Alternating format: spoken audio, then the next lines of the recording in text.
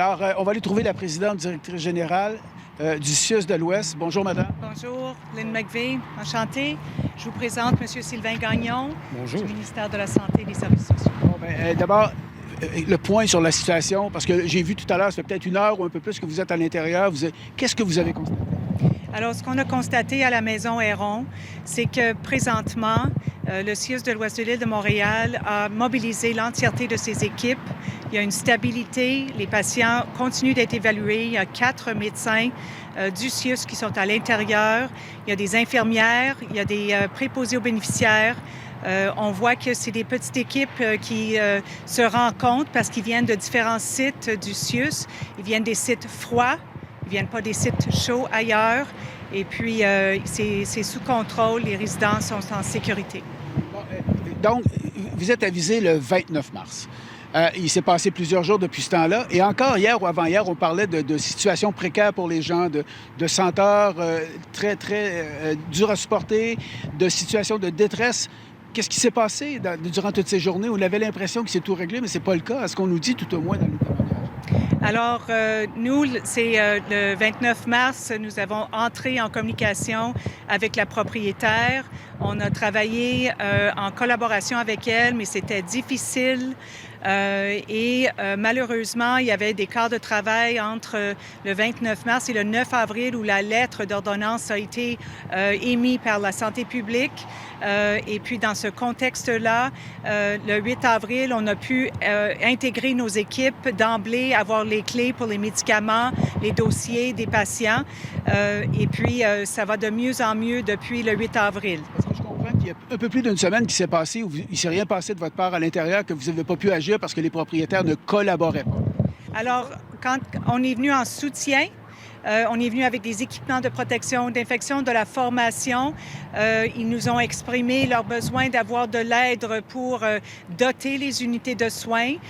Nous sommes venus en aide, mais la collaboration entre le propriétaire et le CIUS, malheureusement, malgré plusieurs efforts, on n'est pas arrivé à stabiliser la dotation. Alors, le 9 avril, avec la lettre d'ordonnance, on a vu que la situation s'est beaucoup améliorée. Et avec chaque jour, le 8, le 9, le 10, le 11, le 12, de plus en plus, les équipes interdisciplinaires, les experts, les spécialistes offrent main forte pour évaluer tous les patients. Il n'y a pas eu d'odeur aujourd'hui, il n'y a pas eu de... on a vraiment vu que la situation se stabilise avec les équipes du CIUS de l'Ouest de l'île de Montréal qui gèrent.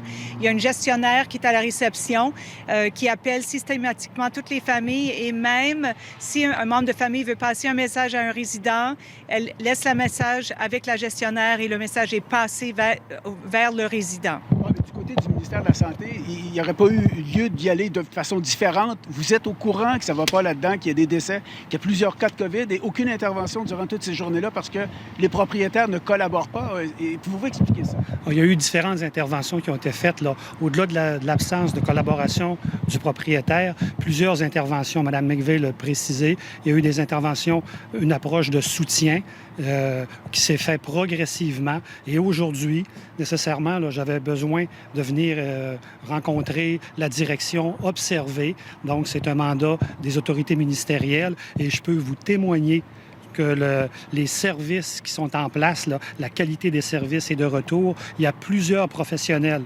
Mme McVeigh l'a précisé tout à l'heure, 4 médecins qui sont en place, qui sont présents sur place, des services de pharmacie, des infirmières, et progressivement, les choses reviennent à la normale. 31 décès, ça fait 2 semaines que la dénonciation est faite, quand même. Qu'est-ce que vous dites là-dessus? Il s'est passé 2 semaines, puis il y a 31 décès. Vous êtes pris avec ça, là? Il y a eu plusieurs, comme je le répète, il y a eu plusieurs interventions qui ont été faites là, depuis 2 semaines. Nécessairement, ce qui est important, là, puis ça, c'est le premier constat que je fais actuellement, c'est l'absence de collaboration de la part des propriétaires qui n'a pas été supportant et structurant pour être en mesure d'agir aussi promptement que l'établissement le désirait. De sorte que les mesures ont été prises, les interventions ont été faites. On l'a précisé, là, une ordonnance là, de la sécurité publique pour être en mesure d'intervenir. Et puis, à partir de ce moment-là, on était non plus en situation de soutien et d'intervention, mais davantage en prise de possession des lieux, de contrôle. C'est l'ensemble des équipes du CIUS. Là, il faut souligner, il y a un travail remarquable qui est fait de différents professionnels, de médecins spécialistes des différentes installations du CIUS qui viennent prêter main forte à l'établissement, à l'installation. Mais nécessairement, on est dans des situations exceptionnelles où on prend en charge une entreprise privée, un CHSLD, et puis je peux vous dire, là, il faut rassurer effectivement la population. Il y a des efforts très importants qui se font actuellement. Le personnel est présent, puis on va de plus en plus stabiliser la situation avec des effectifs cette semaine qui vont prendre place pour avoir une intervention qui est continue et soutenue auprès des différents résidents de l'établissement. Est-ce que vous collaborez avec l'enquête policière? Quelle collaboration vous faites? Est-ce que vous leur fournissez de documents ou tout autre indice ou autre qui ont besoin? En fait, ce sont 2 enquêtes indépendantes qui se mènent, qui doivent se mener. Moi, je suis en début d'enquête au moment où on se parle. Je suis arrivé hier en fin de journée. J'ai fait le point, effectivement, avec les autorités de l'établissement.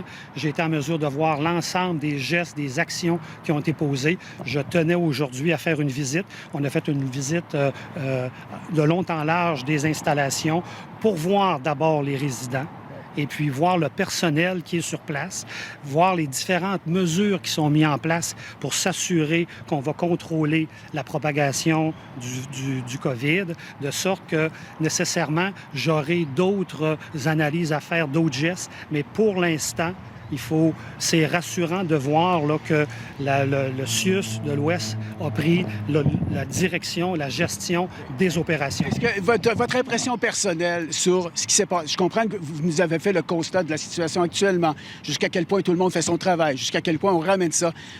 En tant qu'être humain, de voir ce qui s'est passé, 31 décès là-dedans, puis l'état des autres personnes âgées, avant que vous arriviez, c'est quoi votre constat? Qu'est-ce que vous dites là-dessus? En fait, c'est clair qu'une situation comme celle-là n'est pas acceptable. Mais c'est pour ça que l'établissement a travaillé d'arrache-pied au cours des derniers jours, des dernières semaines, pour être capable d'investir le milieu pour faire les interventions qui devaient être faites. Écoutez, il y avait des dossiers des usagers qui n'étaient pas du tout à jour, des dossiers pharmaceutiques. Il y a une série de mesures, d'actions qui ont été posées pour corriger la situation. Si vous me demandez si cette situation-là est acceptable, c'est clair que la situation n'est pas acceptable. Vous dites quoi aux familles? Parce que ça a quand même été mis en évidence, la situation, il y a 2-3 ans par le protecteur du citoyen. Vous dites quoi aux familles maintenant? Là, avec du recul, on est dedans, mais vous dites quoi? Il faut rassurer les familles. Pendant 2-3 ans, la situation aurait pu être amenée. Il aurait pu y avoir quelque chose de fait à ce niveau-là. Et on se retrouve avec une situation, il y a 31 morts, monsieur. Écoutez, sur les événements des dernières années, j'aurai dans les prochains jours, les prochaines semaines, à faire un examen plus attentif des différents rapports, des différents examens qui ont été faits.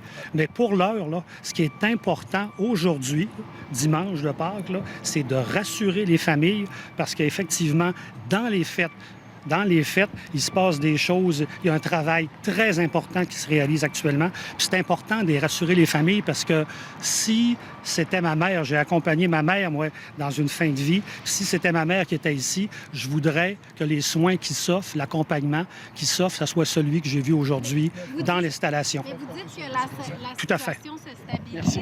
Alors voilà, on comprend la situation maintenant. Un responsable du ministère de la Santé, la présidente directrice générale du CIUS de l'Ouest de l'île de Montréal. On a entendu le constat de la situation.